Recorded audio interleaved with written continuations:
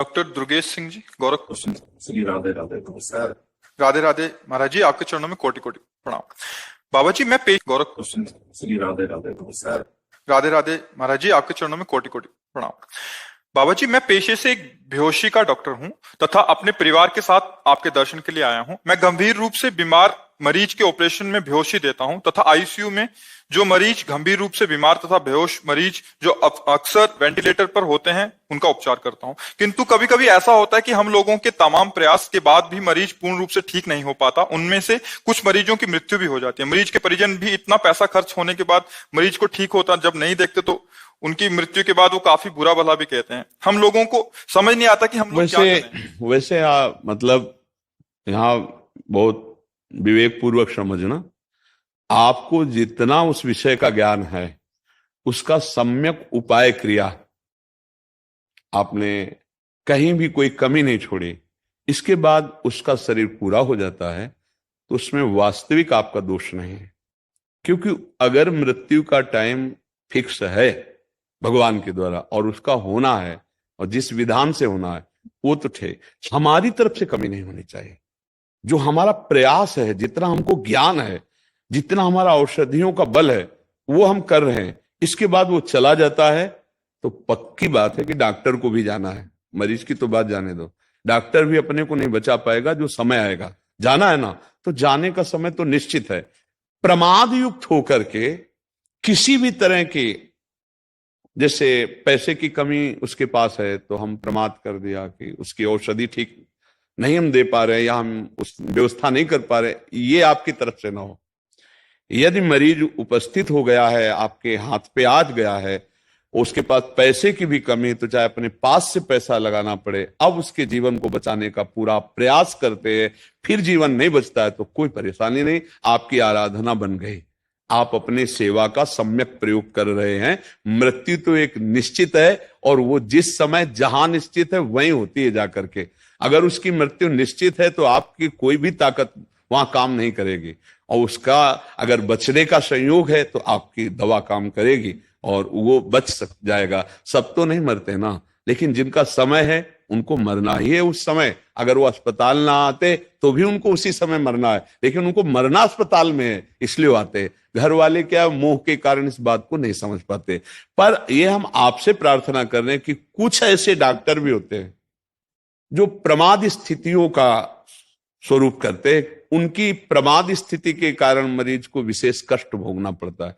वैसे उनको सावधान रहना चाहिए कि वो अपने कर्तव्य का जो त्याग कर रहे हैं वो उनके लिए हानिकारक होगा। आपका प्रथम कर्तव्य है मरीज को भगवान मानकर तत्काल आपका कार्य पूरा होना। आपके हाथ तक पहुंच चुका है, अब आपको सेवा में त्रुटि नहीं करनी चाहिए, ना अर्थ की प्रधानता रख करके, ना किसी के दबाव की प्रधानता रखकर, भगवान की प्रधानता रखकर। तो भगवान जो सुख देते हैं वो अर्थ से नहीं मिलता, ये भी ध्यान रखना। भगवान एक आध्यात्मिक सुख देते हैं, एक आत्मानंद प्रदान करते हैं, जो जन्म मरण के बंधन से मुक्ति वो भगवान की कृपा से प्राप्त। तो आपकी डॉक्टर ही आपको भगवत प्राप्ति करा देगी। मरीज में भगवान का दर्शन करते हुए हर सेवा जो आपको ज्ञान है, जितना जो जो इंजेक्शन, जो औषधि, जो भी जैसा वो आप करेंगे वो आपकी पूजा हो जाएगी। और कहीं आपका नाम जप शुरू हो जाए कि आप नाम जप करते हुए सेवा करें तो और मंगल हो जाए। पर घर वाले जो लोग हैं वो जो मोह के कारण, उन पर भी ध्यान नहीं देना चाहिए, क्योंकि वो लोग तो मोह से ग्रसित है ना। उनको तो लगता है कि हमने जो पैसा खर्चा किया उससे बचना ही चाहिए था, पर उनको ये पता नहीं कि यदि मृत्यु आ गई है तो घर में बैठे बैठे भी तो हो सकती है ना मृत्यु।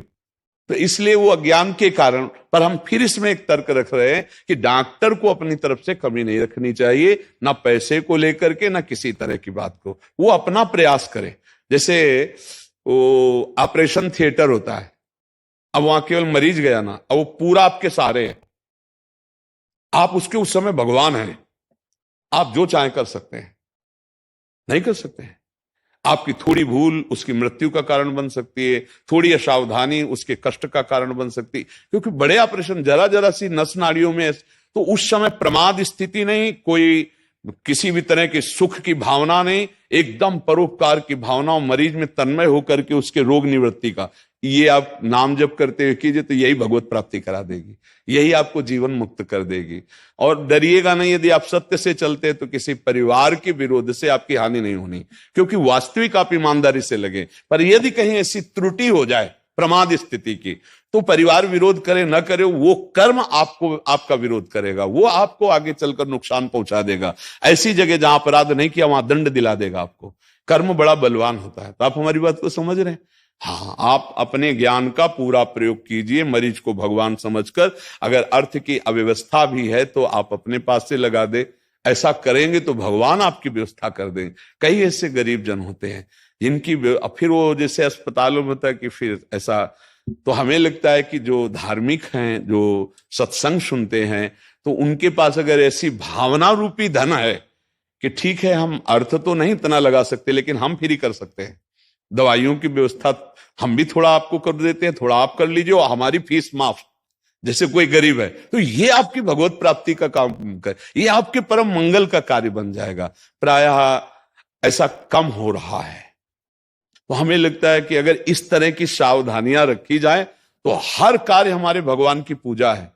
ये जितना विश्व है मेरे भगवान का एक पूजा क्षेत्र है, जितने जीव हैं सब भगवान के स्वरूप है। हम अपने कर्तव्य का पालन करें तो निश्चित भगवत प्राप्ति होती है। ये हम शास्त्र सम्मत बात आपको बता रहे हैं। अर्जुन जी कह रहे मैं सन्यास लेकर भिक्षा मांग कर जीऊं, भगवान कह रहे नहीं, युद्ध रूपी कर्तव्य कर्म को करते हुए मेरा स्मरण कर, महामनीश्वर युद्ध चल। जिसके लिए जो भगवान ने निहित कर दिया है वो अपने कर्तव्य का पालन करते हुए नाम जप करे, निश्चित भगवत प्राप्ति हो जाती है। ठीक है।